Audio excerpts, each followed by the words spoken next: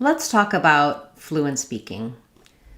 In order to sound natural and fluent when you're speaking English, it's important to realize that we don't say individual words when we're speaking. We don't speak word by word. Instead, words connect and link together. This means that sometimes because of some words being stressed, they're going to be having clear vowels, longer duration, and other words will change and reduce as they link. So a sentence like this, I don't say this as we moved in a while ago. Each of those words I pronounced correctly, but if I'm going to say this correctly as a sentence, fluently and naturally as a phrase, it sounds like we moved in a while ago. We moved in a while ago. What did I do differently between the first time and the second time? Let's break that down for you, help you hear fluent speaking, look at this differently, and visualize it in a way that should make it clearer to you what's happening. So when I say this phrase, we moved in a while ago, my main stress is on while. That's the content word that comes near the end that contains the important meaning for the sentence. I also have stress on the word in, which normally wouldn't get stressed. You'd think I would stress on the verb moved, but because it's moved in, the meaning is carried within. So if I'm just saying we moved a while ago, then moved would be stressed, but we moved in a while ago, moved in, moved out, move over. It's the preposition that gets stressed in those kinds of phrasal verbs. So the beats in our sentence fall here on we moved in a while ago, which means for these other syllables, we moved in a while ago, those need to be reduced and quick, and the in and while are going to be a little bit more stretched. What happens when I follow this rhythm and say this fluently and naturally? What happens? Where do I connect?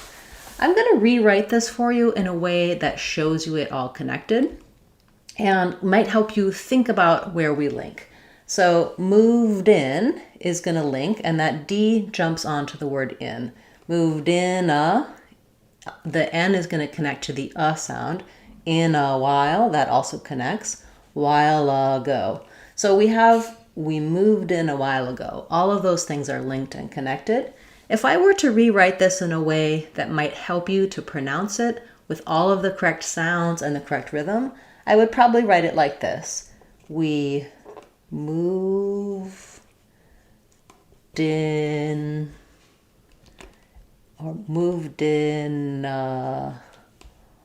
while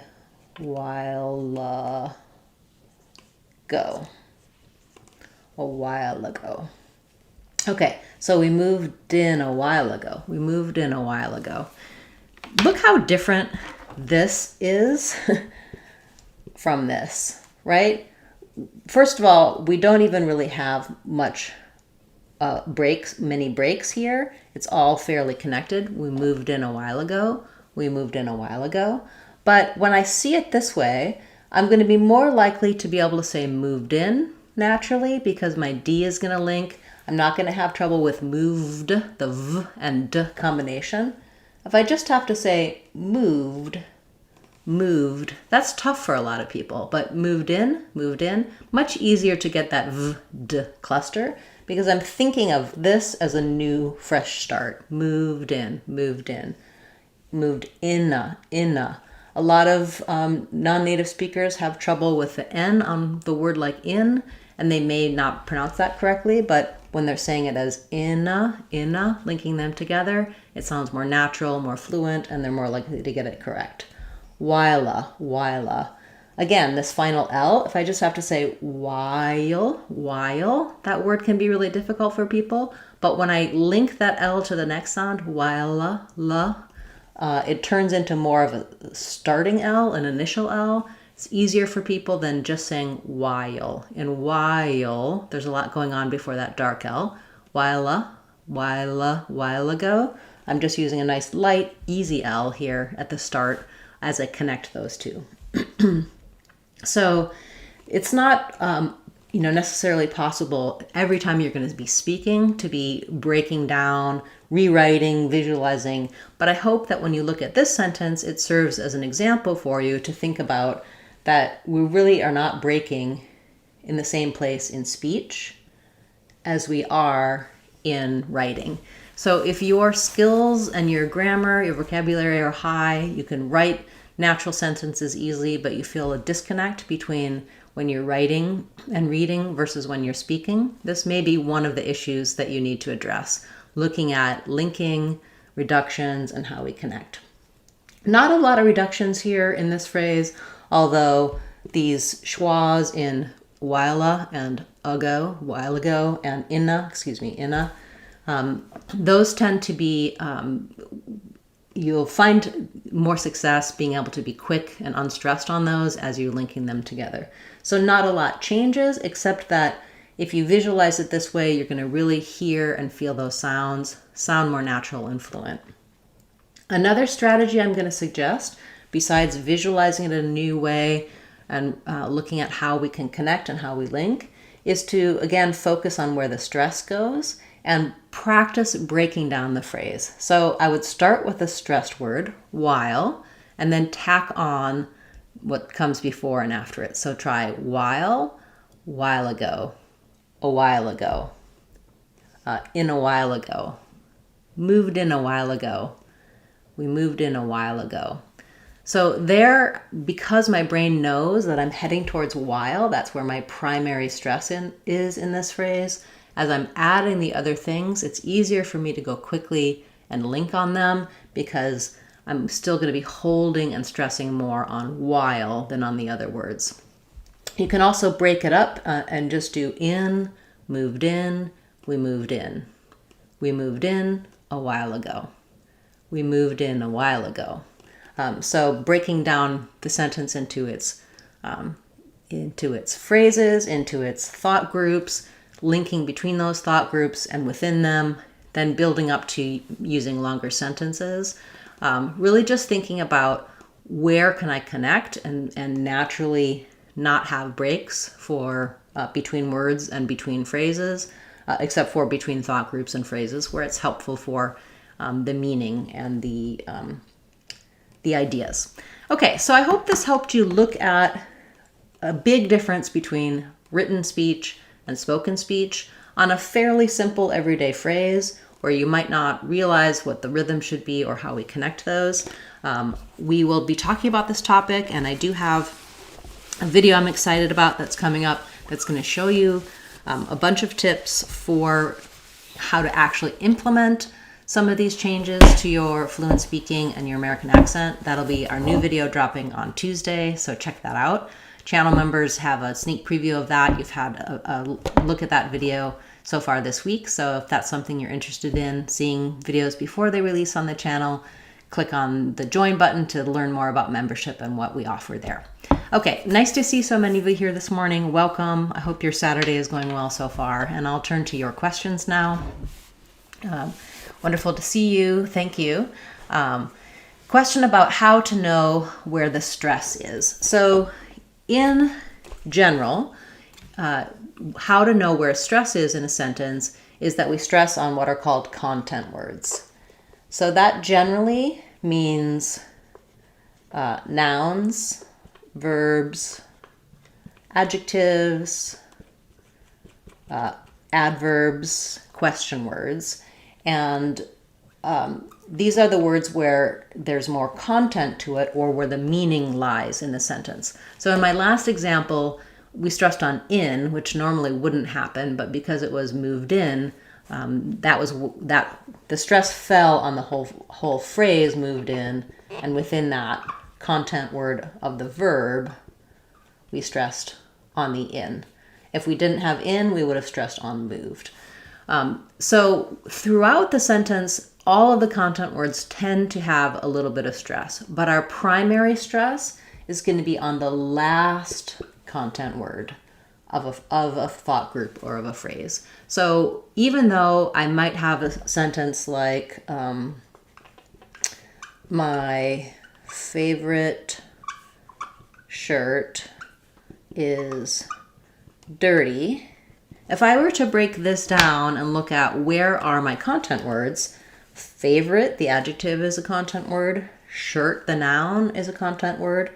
dirty, the adjective, is a content word. But if I stress on all of these, my favorite shirt is dirty. Doesn't sound natural, right? I'm giving them too much emphasis, too much stress.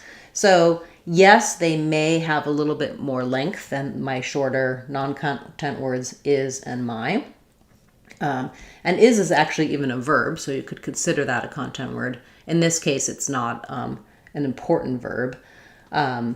But my primary stress in this sentence comes at the end. So it's the content word that comes at the end. My favorite shirt is dirty.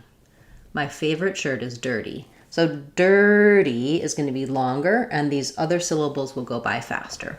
Now, that's the way we stress something for an ordinary no change of the meaning. But any word in a sentence usually could get stressed if I'm trying to highlight or change the meaning. So for example, if I said, my favorite shirt is dirty, my favorite shirt is dirty, it's not the normal way to stress it, but what I'm doing there is saying it's my shirt and not my pants, shirt and not my sweater.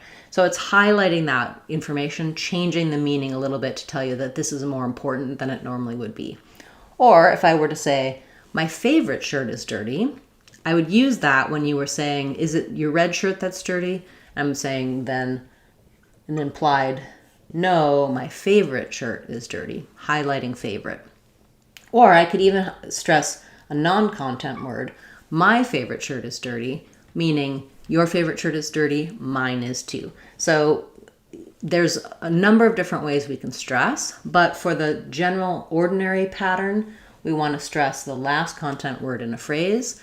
There can be multiple phrases within a sentence. If that's the case, I need to do laundry because my favorite shirt is dirty.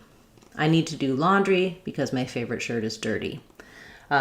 So in that case, I need to do laundry, that first chunk, I'll be stressing on laundry, and then dirty on the second chunk. But the main stress within a longer sentence comes on the last word of the last phrase. So we do have little arcs within our speaking and within our phrases. But one of the things to be aware of is that for many languages, this pattern is similar. Now, there are some languages that have that are more syllable timed, where it's really about the syllables of every word. Every other syllable is going to be stressed. Stress time languages, though, often have this context of the last content word being stressed. So you might actually be doing this mostly correctly when you speak English, fairly naturally. Sometimes when we try to think about intonation, it becomes complicated and it sounds unnatural. So using a lot of listening, shadowing, trying to just hear and feel that music and imitate it, feel natural and comfortable doing it, is a really good way to access that, and then to feel more confident that you are already doing it correctly for most people when they're speaking English. Check out my intonation playlist and my shadowing practice here on the channel for more help with that.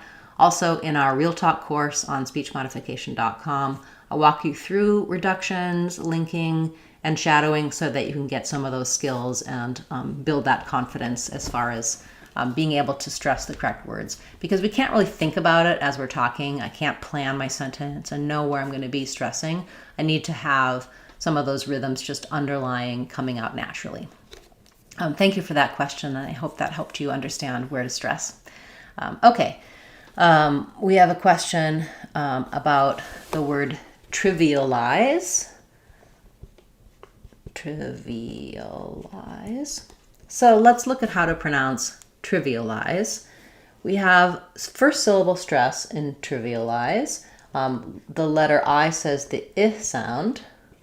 The second I, trivi, is going to be the tense E sound, but it'll be short and unstressed. Trivialize. Letter A is going to be a schwa, and then finally the letter E will make the I say its name. So it'll be the I diphthong and a Z sound for letter Z. So I would rewrite that as trivialize. I'll write it with IGH. And as I move from that tense E, that front vowel, to the you'll hear there's a little bit of vowel to vowel linking. So to make sure that it doesn't, those syllables don't get lost, you connect them with a y sound. Trivialize. We can't trivialize the importance of what's happening in Minnesota. Trivialize. Thank you. That's a good request and an interesting word. Nice to see so many of you. Do feel free to put your questions in the chat at any time, or if you're watching this later on, you can always leave your questions in a comment.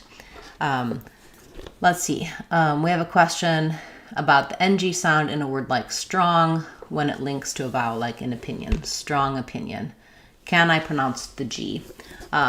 Yes. So anytime we have NG linking to a vowel sound, we don't want to have that g sound. The ng sound is its own sound. So in strong opinion, or strong idea, or going in, going on, we never want going in or going on, strong opinion, just strong opinion. And this is the sticking point for a lot of people who are working on eliminating the g or little burst of air sound with the ng. You just want to be able to move, keep your voice on, nga, in strong opinion, and just drop that tongue down without any force. So if I do strong g, it's because I'm blocking the air and then releasing it in a burst. Strong, It's more like if I did inna, or anna. It's flowing and the voice keeps going, but there's no burst release. It's basically the equivalent of if I did, when I was doing inna, if I ended up with inda. If I let my tongue build up air in the end position and get a voice sound there, I'd end up with a D. So being able to move from the ng to a vowel, I would just practice a lot with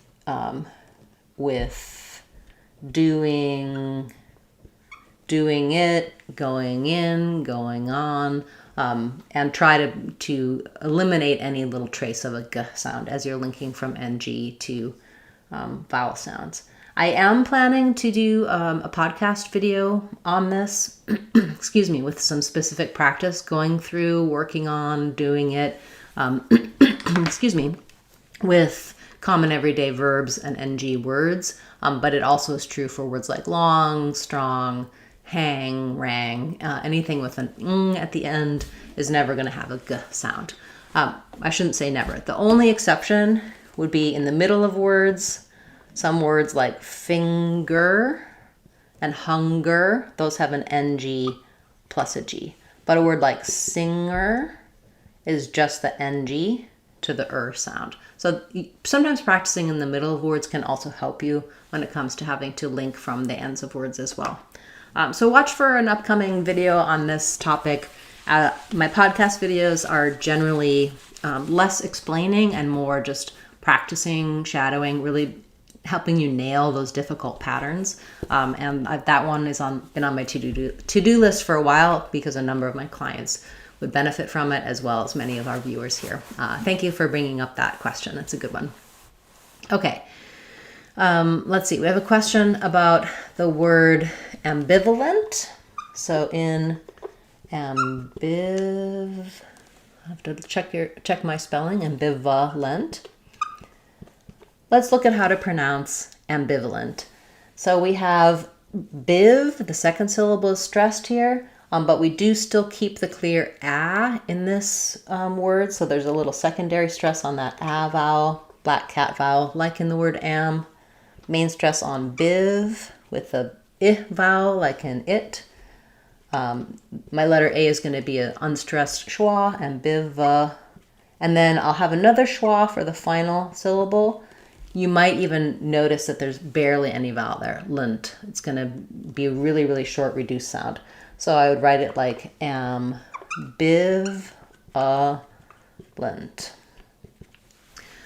People are ambivalent about the new movie.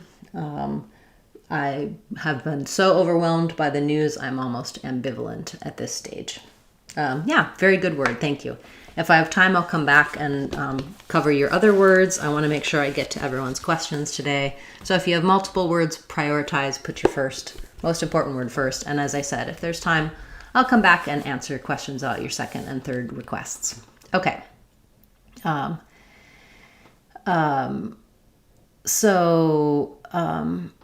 Let's see.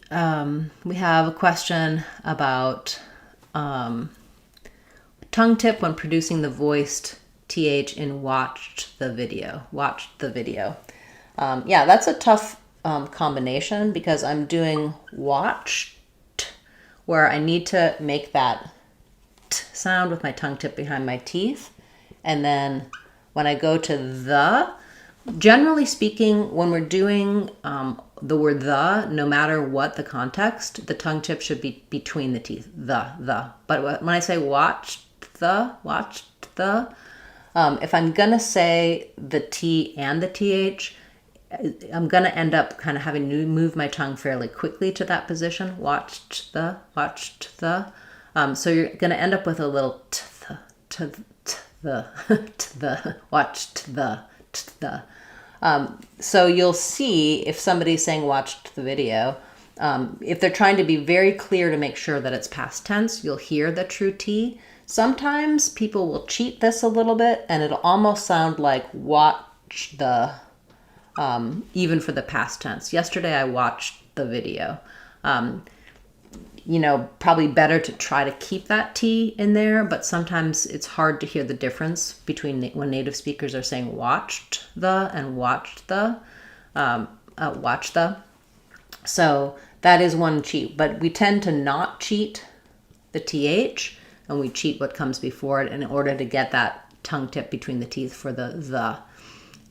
In something like in the, do you notice how my tongue is already there for the TH as I'm saying the N?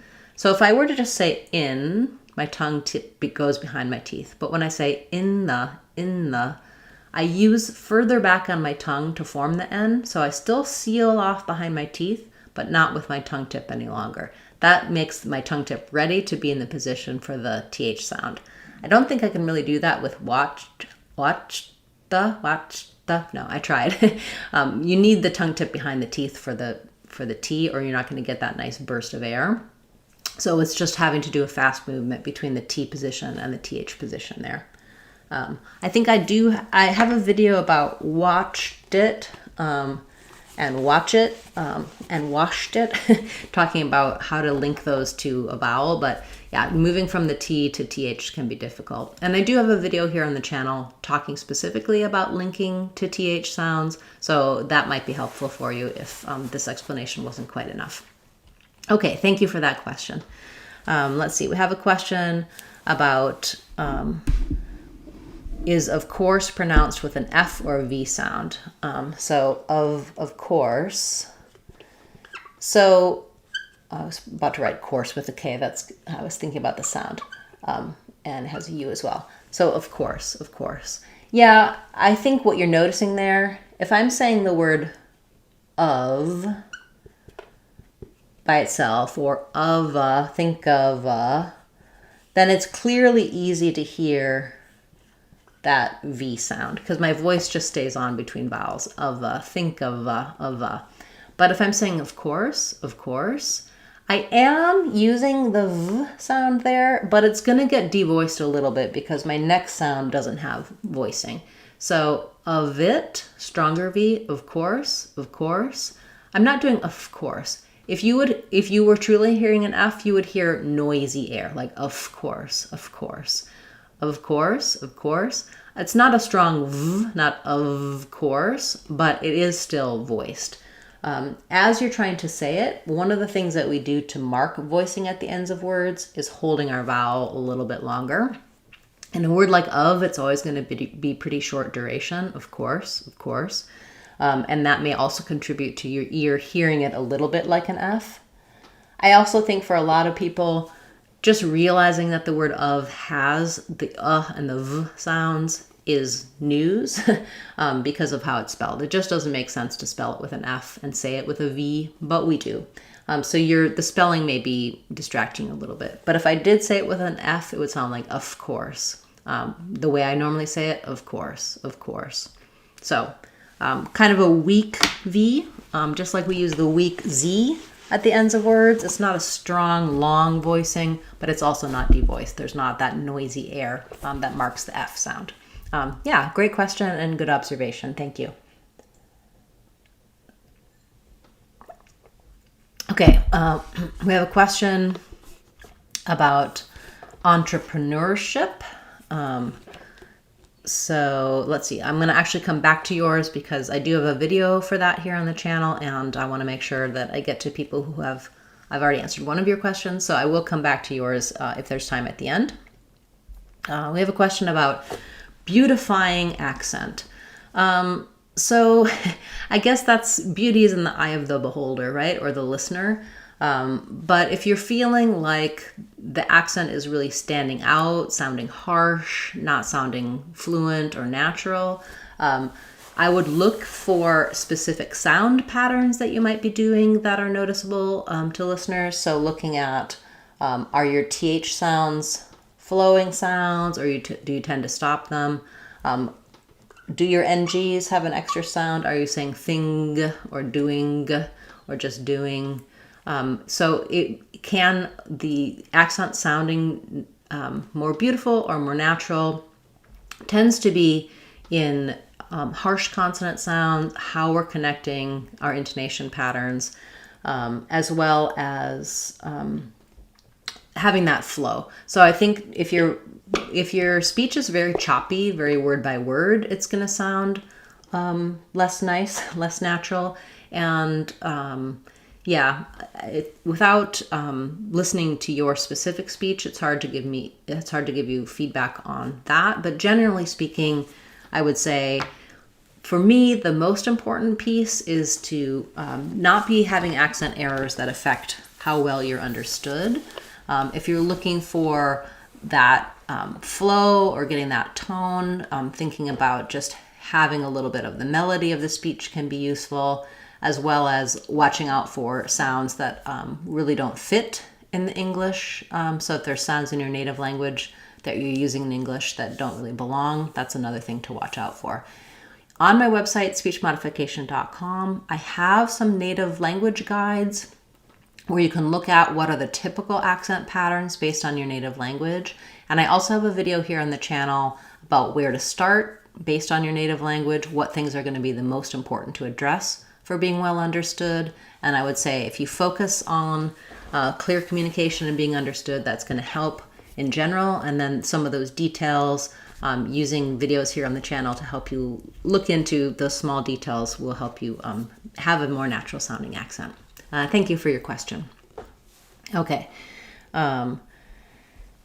So let's go back. We had a question about how to pronounce deodorant. So in deodorant, the stress falls on the O syllable. Deodorant. We do say the E here, unlike some words that have a letter E in the first unstressed syllable. So it's going to be truly an E sound, like D, O, der, ant. A little schwa there, maybe a little sound. So deodorant.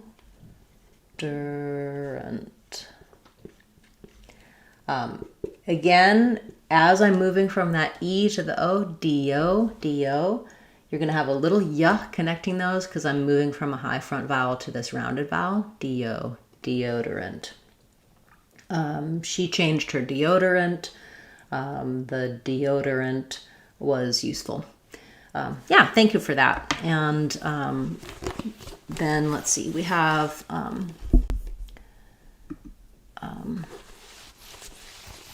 a question about, we'll go back to your question about entrepreneurship. So for entrepreneurship, look at the spelling here, EU. So let's look at how to pronounce entrepreneurship. So the stress in this word is on the ner syllable, and you will hear more than one correct way. So some native speakers will say this as more newer, entrepreneurship. Others will just say ner, entrepreneurship. That's the one I typically use. Letters en say the on sound. So we have the ah vowel there, like in the French. On, letter E says a schwa, entre, pra. And then our stress is on ner. So it could be ner or it could be newer there. And then finally, the ship. So rewriting that as to how it sounds, I would write it like either on or just the same as the word on. On, tra, pra, ner, or for some, newer, ship.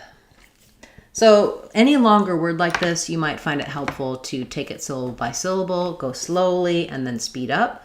Try to keep the rhythm the same though, where you're stretching on the stress syllable. That sounds like entrepreneurship, entrepreneurship, entrepreneurship. You can also, if the rhythm is what's giving you trouble, start on the stress syllable and then build from it. Let's use the newer pronunciation for this one. So I'll do newership, preneurship, entrepreneurship.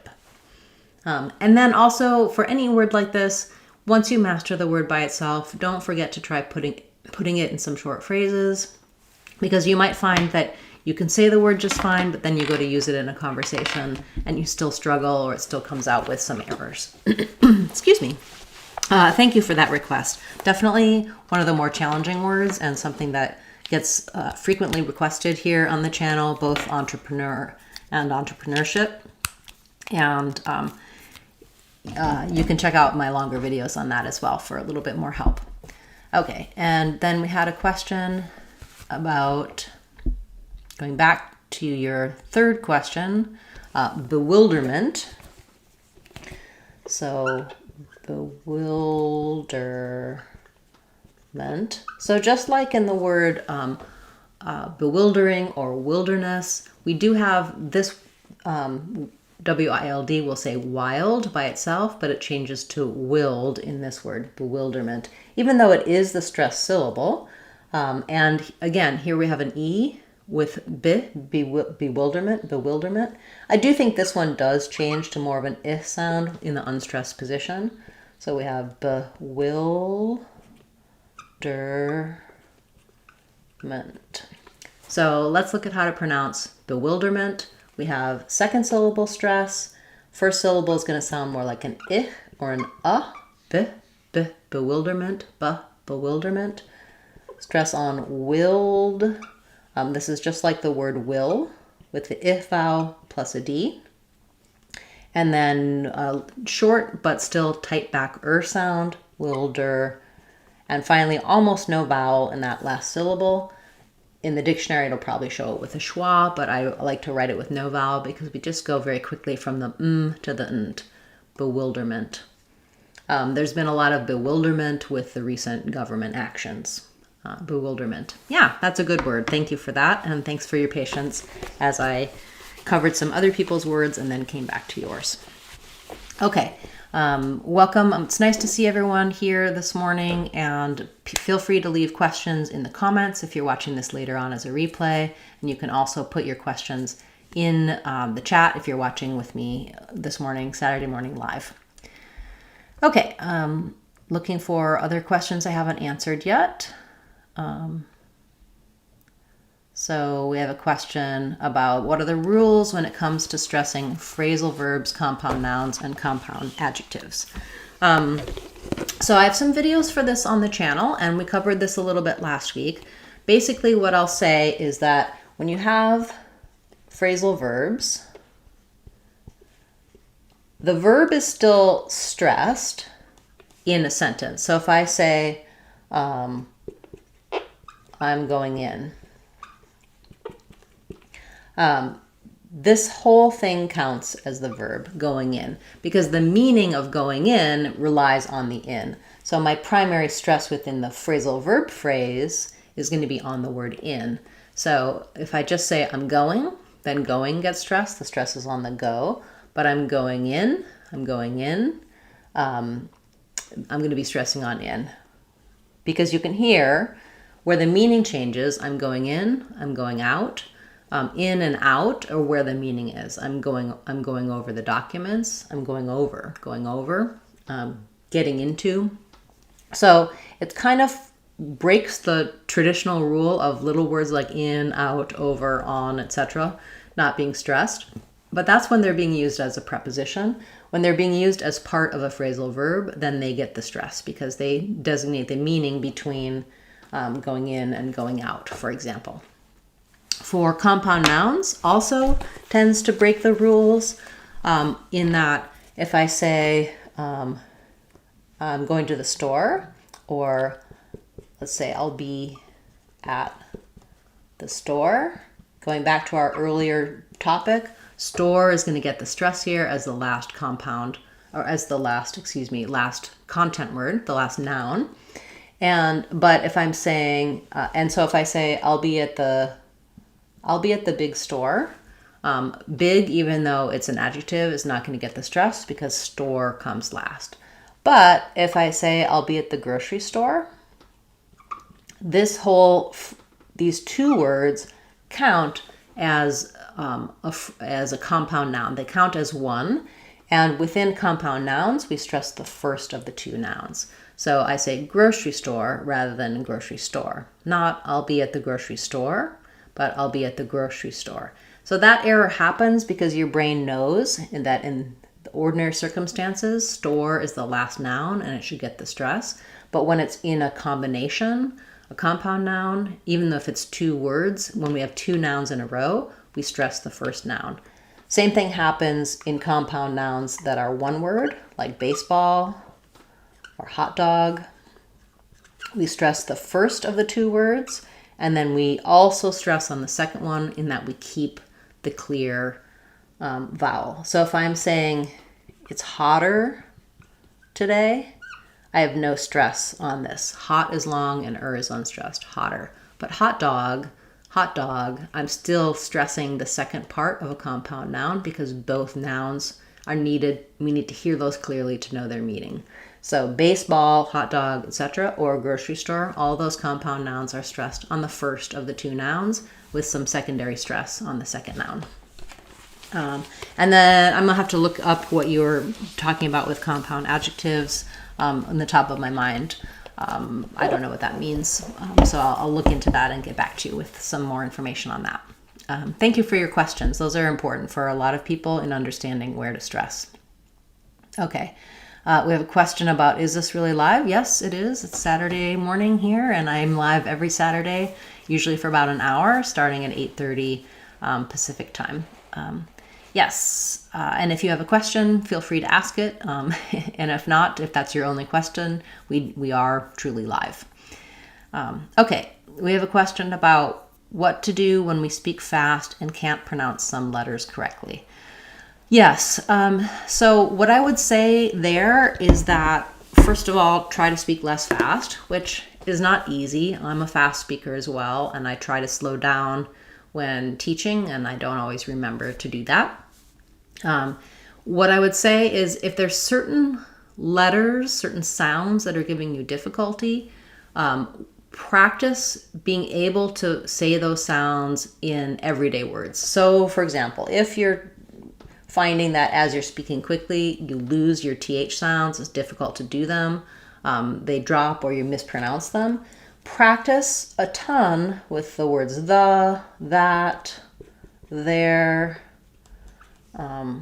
with, so that as you're speaking, you're putting these into common phrases. And my podcast videos are really going to help you with that because I'm going to show you the most common combinations of words where if I've practiced saying in the room, in the drawer, in the document, in the meeting many times, I've become more fluent at connecting and using those fluently and naturally in everyday phrases. I will be more likely to not make those mistakes as I'm speaking, and I can speak in a quick manner. The other thing about fast speaking is trying to make sure that you're pausing and taking breaks between sentences and between phrases. So even if my speech is fast and my phrases are quick, if I insert some little pauses, it'll give the listener time to hear and understand what you've said, even if you've made some errors on sounds. But generally speaking, working on the sounds, not just in single words, but in phrases, and trying to build up from, slowing down a little bit to get it correct and then speeding back up so it matches your natural rhythm, that would be what I would suggest. I outline that for you in my American Accent 6-week course on speechmodification.com. I talk about kind of slowing down, building up your correct speech and your accent, and then bringing that back into natural speaking. Thank you for that question. Okay, we have a question about the word sanctuary. So for sanctuary, let's look at how to pronounce sanctuary. We have first syllable stress, and in sanctuary, letter N is actually going to be an NG sound. So it's just like in the word sank. Even though I spell this with letter N, it has the same sounds as the word sang plus a K. So I'll write that here as sanctuary. So the TU in sanctuary is going to be a ch sound, a CH sound, and then we have the U sound for letter U. AR says the air diphthong, and then letter Y says E. So complicated word, a lot of sounds that don't really match the spelling and that you might not be aware of here. So I would write it as sank, chu, air, E. As I move between chu and air, chu air, I'm going to have a little vowel to vowel linking there, a little w sound, sanctuary. You may also hear this as sounding a little more like an SH, sanctu. It's because that T sound, that chu sound, is right after the K. So if I were to do sanctu, you would hear there's more of a K sound. I don't really let that K out. Sanctuary. The K kind of connects and makes the CH sound. So you can use a CH or an SH sound here and it'll sound correct. Sanctuary. So there's been some talk of sanctuary cities. Providing sanctuary for people is always a kind and moral thing to do. Thank you for that request. I don't think I have a video for sanctuary yet here on the channel, and it's a good one to cover because of all those complicated sounds. Okay, let's see. We have a question about how to pronounce Parisian or Parisian. So for Parisian, even though we have Paris with the S sound, in Parisian, we change our syllable stress. So for Paris, let's cover that first. Let's look at how to pronounce Paris and Parisian. In Paris, we have the letters AR saying the air diphthong, just like in the word pear, and then a short little is sound, Paris. But in Parisian, we stress on the re syllable, and our letter S changes to a j sound. So we have, it sounds more like Parisian. And so this j is like the sh sound, but my voice is on jeune. The IPA for that would be Parisian. They'll show it with a little schwa there, so you can think of there being a slight little sound in between the j and the n, but it's a very short vowel there, Parisian.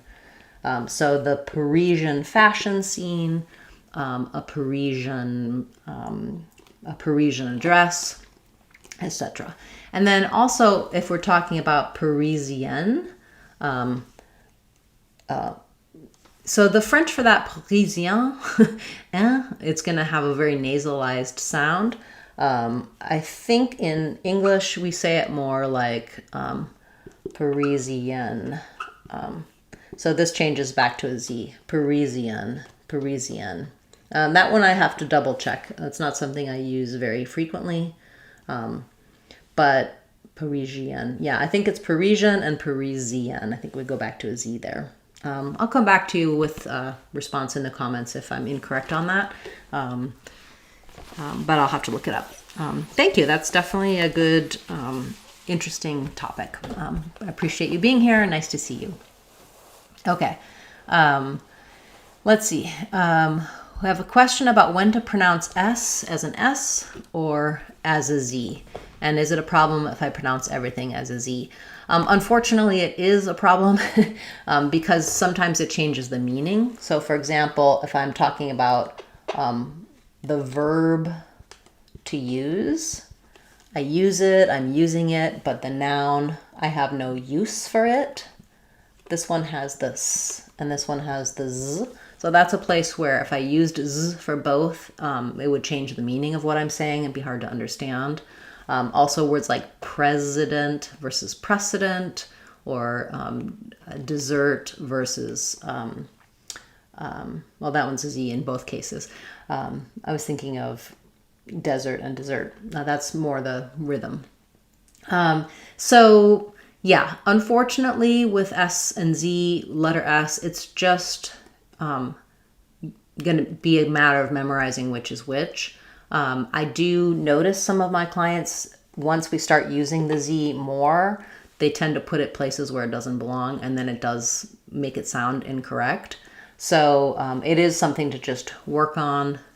First, maybe trying to establish the Z where it belongs, then coming back and saying, okay, in words like use or yes or buses, that I do need to keep that S, because if I say buzzes, again, it's a different word.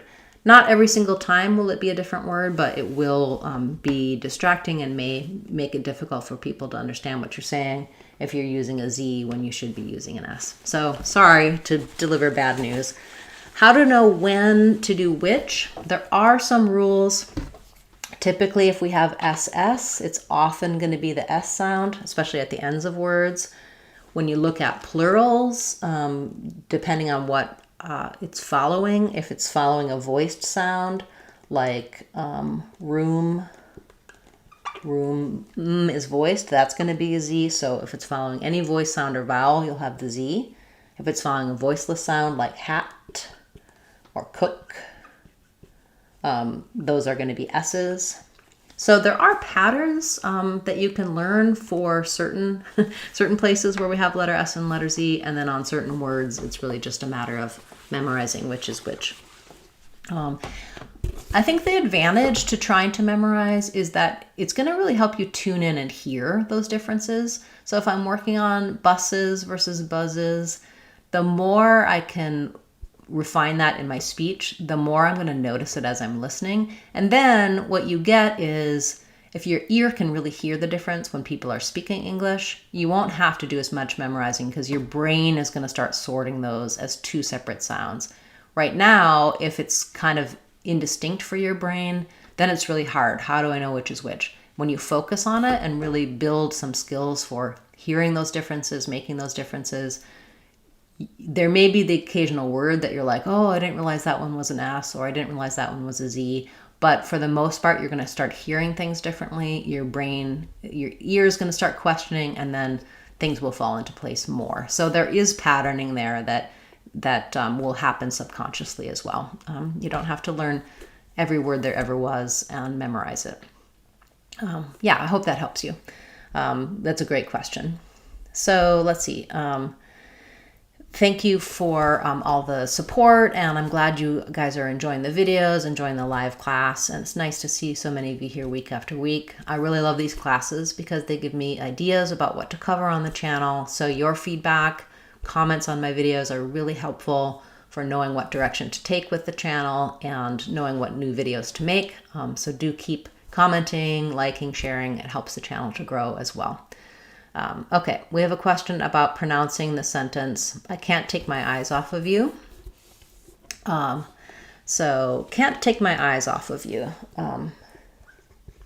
From the song, I can't take my eyes off of you. Okay, so you had the I is optional and the of is optional. Off you. Can't take my eyes off you. Off of you is a little nicer, but it is okay to leave that of off. I would say for fluent speaking, how I would approach this one is like we did in our initial sentence, really looking at where we can link and what happens. So the main stress is going to be on eyes. That's our content word that comes closest to the end, because all these words off, of, and you are smaller structure words. And can't is also going to have some stress as the verb. So my rhythm is going to be, I can't take my eyes off of you. Take may also be important. I can't take. But because we have can't, it gets a little bit more than that verb take, because it's important to hear that it's not just not taking the eyes off, but can't take the eyes off. I can't take my eyes off of you. Can't take can link together. We're not going to really hear this T. We'll just hear this one. Can't take. That means we have to keep that N very short. I can't take. Take my. When I do this, I also don't let that K out, because it can be unreleased when followed by a consonant sound. I can't take my eyes. My eyes is going to link together. So you're going to hear like I, my eye. Basically like I. Can't take my eyes off. This S is a Z. As we said before, when we make something plural, if it comes after a voice sound like a vowel, eyes. So this Z will be easier to say if I link it to off. Eyes off of. This F can link to this sound, off of you. I can't take my eyes off of you. I'm very tempted to sing that for you right now, but I think I'll resist that that temptation. You guys didn't come here to hear me sing. Thank you for that. I hope that helped you understand how to put that sentence together, where to stress, and how to link and reduce. Okay. Great questions today. It's nice to see so many of you here. I'll stay on for another minute or two to give you an opportunity to ask a question if you haven't already. And let me just review, make sure I covered everything that everyone's asking. To wrap up, I just want to talk again about that linking, those reductions, and looking at phrases as being connected together rather than word by word. I think that's a really important piece of being correct. I did have a video recently where I talked about, we can be pronouncing each word correctly, but if we're not putting them together in the sentence smoothly, it really is actually an incorrect pronunciation. Words are a little bit different by themselves than in context. And in context is where you really need to use them when you're talking to people. Speech is all about communication, being clear. And so sometimes I have gotten some comments recently on a few of my videos, even from native speakers saying, oh, I don't say it that way. And it's true, there are some regional variations, and some dialects, some speakers in English are a little more exact with their sounds. They don't do every reduction the same. But I also know that sometimes when I show something visually, for example, this one, I recently had a short about this. I talked about how it'll be sounds like it'll be. And I write it this way because that's how we write it in the word middle. And basically that's a flap sound. And, some people, even native speakers say, oh, I don't say that. That's not how it sounds when I say that. And it's because in their mind, they think it will be, or it'll be. They're not doing that, though. If you heard somebody say it'll be, or it will be, maybe in a British dialect, but in American English, for the most part, a lot of these reductions are happening, but native speakers don't realize that they do it. Even teachers that I've worked with, when I'm talking to them sometimes, are surprised when they see how words look when you write them in a way that follows the spelling a little bit more carefully.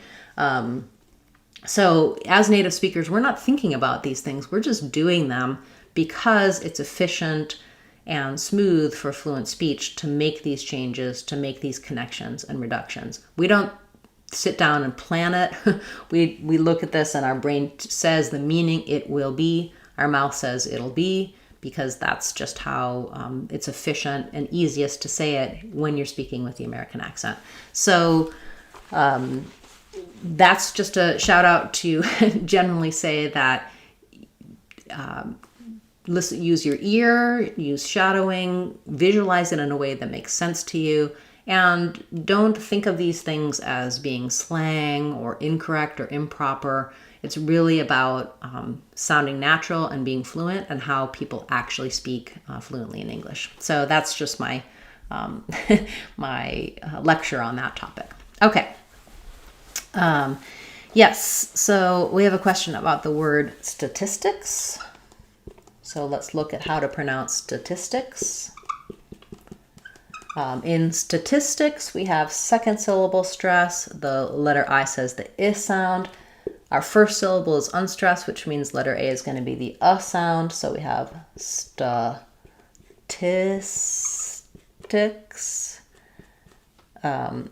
This T, statistics, is not exactly a flap here, but because it's with the ST, it's going to be what's called an unaspirated T. So I don't want, it's not the same as if I were to say tick or ticks. There I have a burst of air. In statistics, it's going to be more unreleased, no air coming out. So you could think of it as a D. It's not voiced, but it's also not a burst of air like T at the start of words. So I would rewrite this as statistics. Just be careful not to do too much of a burst there on that T. Or you can think about it, I think if you write it as sticks, that might be more useful, because sticks, you're going to naturally have that. You're not going to be able to aspirate that T. Statistics. Yeah, they looked at the statistics. The statistics showed a trend in this direction. Good word. Thank you for that request, and thank you for being here. Okay. We have a question about observe versus absurd. Yeah, so these are very close, but it's about the order of the sounds in them. So, and slight differences. So I'll write them both out first. So let's look at how to pronounce observe versus absurd. So in observe, we have the Z sound here. So we have schwa for letter O, because the second syllable is stressed. Observe. We have the sound and the V sound. So I would rewrite that as we don't let that B out, so very go right to the, close your lips for the B, but then go right to the Z sound. Observe.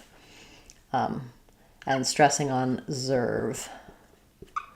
So I need to observe that. I haven't observed that. Versus in absurd, we have the exact same beginning, unstressed schwa and an unreleased B.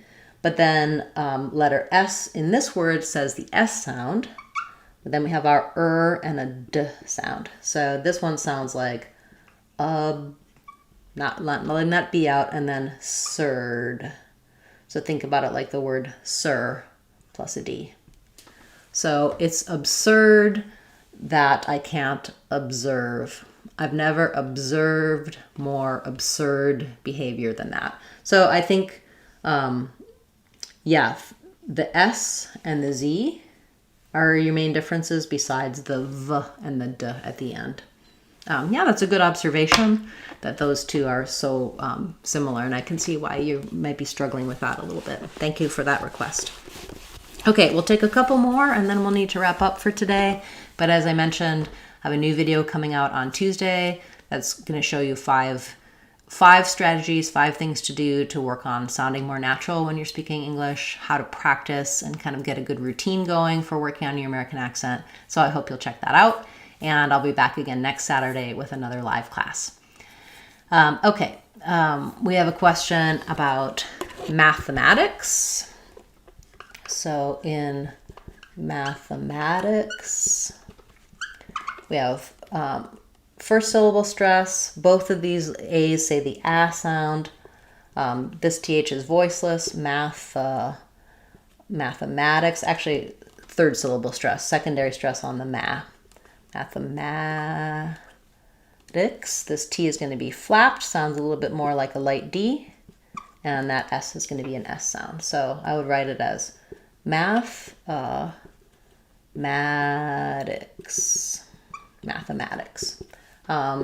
In US, we typically just say math. And in UK, they say maths with an S there. Yeah, thank you for that request. Okay, welcome. We have one of our channel members here today. It's nice to see you, and thank you for being a channel member. Intermediate learner, watch English movies, can't understand without subtitles. Yes, so I have two thoughts about subtitles. One is that when you listen with subtitles, it is really helpful for the accent and pronunciation, because what you'll see is the subtitles might say, they'll say, I don't know. And what you'll hear is, I don't know. Or I don't know.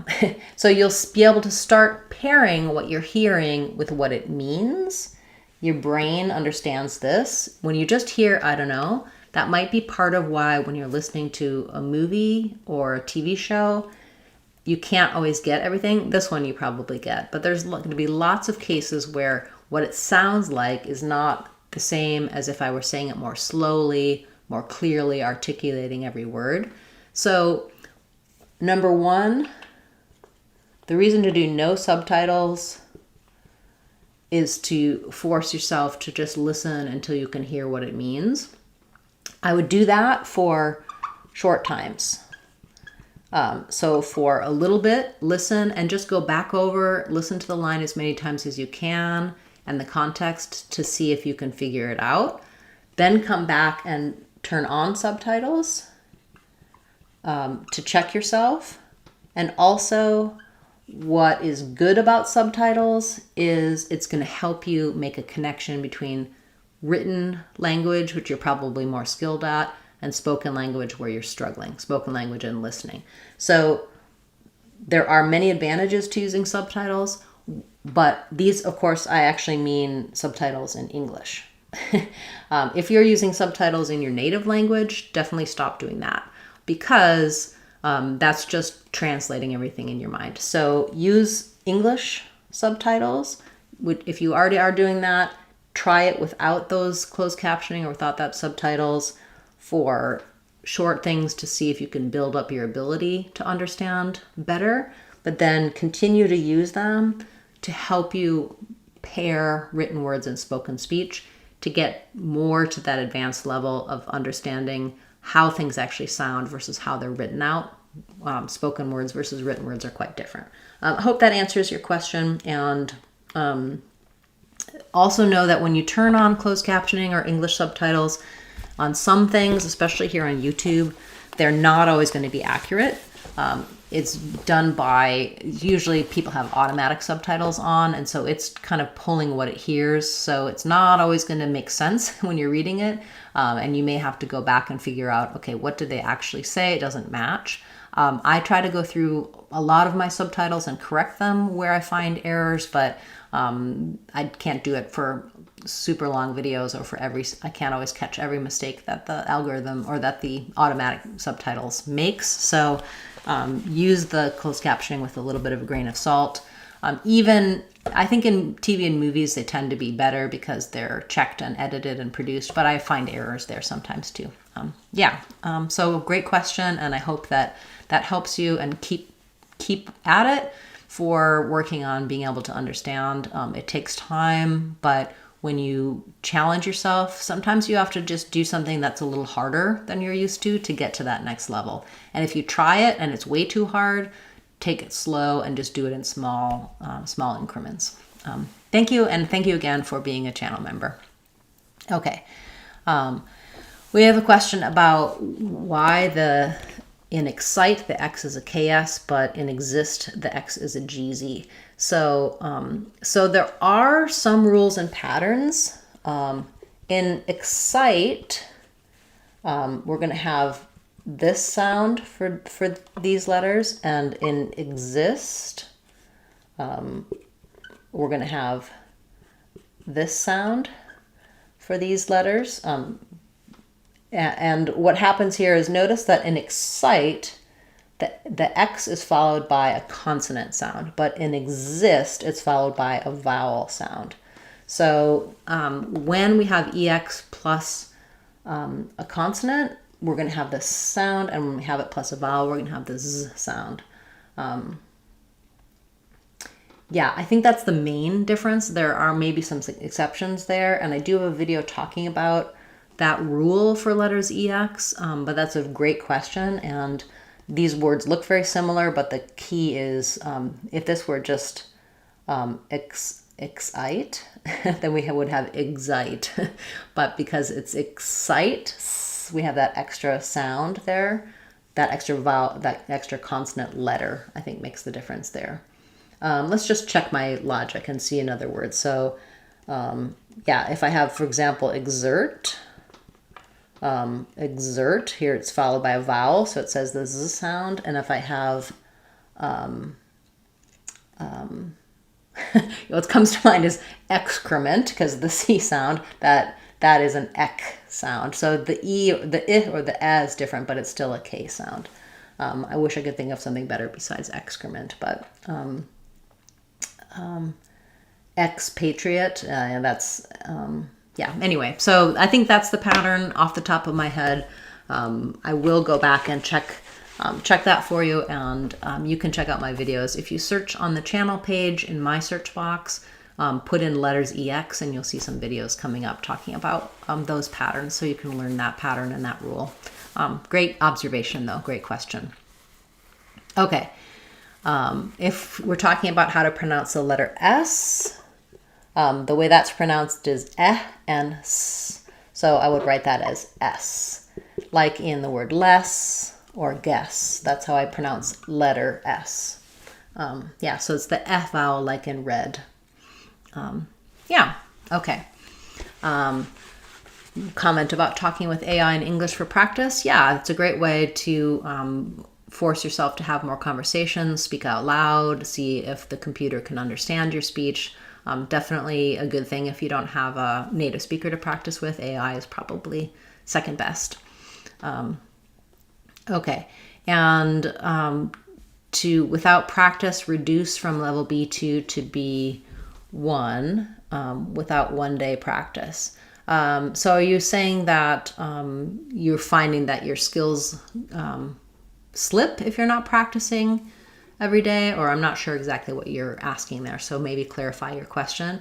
Of course, you don't have to practice every single day, but the more you actually have to use English, and your brain has to not just practice, but think of it for expressing itself, for getting things done. That's usually the most effective way to gain skills in a language, is to actually be immersed in it, have to use it for lots of different things, because it just forces your brain not to just be memorizing or learning it abstractly, but the use of a language is usually the most effective in becoming more proficient with it. Okay, wonderful. These were great questions everyone had today. A nice variety of talking about pronunciation topics, accent topics, fluent speaking topics. Do let me know what you'd like to see in upcoming videos on the channel here. If you're looking for more help with fluent speaking, techniques for practicing, more of our podcast videos that are just kind of shadowing, listening, and repeating on specific patterns. I do take your feedback seriously, so leave me comments on this video or any of my videos, and attend our live classes on Saturday. Ask me your questions. Thanks so much for being a part of the channel. Those of you who've subscribed, joined as channel members, I truly appreciate the support, and it allows me to keep going, to dedicate more of my time to helping you and building the channel for more people. So appreciate it. Thanks so much. I wouldn't be here if it weren't for all of you, my viewers. All right, I look forward to seeing you on Tuesday with our new video, and next Saturday in our next live class. I'm Christine Dunbar from speechmodification.com. Remember, if you want to sound like a native speaker, you can do it. speechmodification.com. Bye, everyone. Have a great weekend, and thanks for a great class.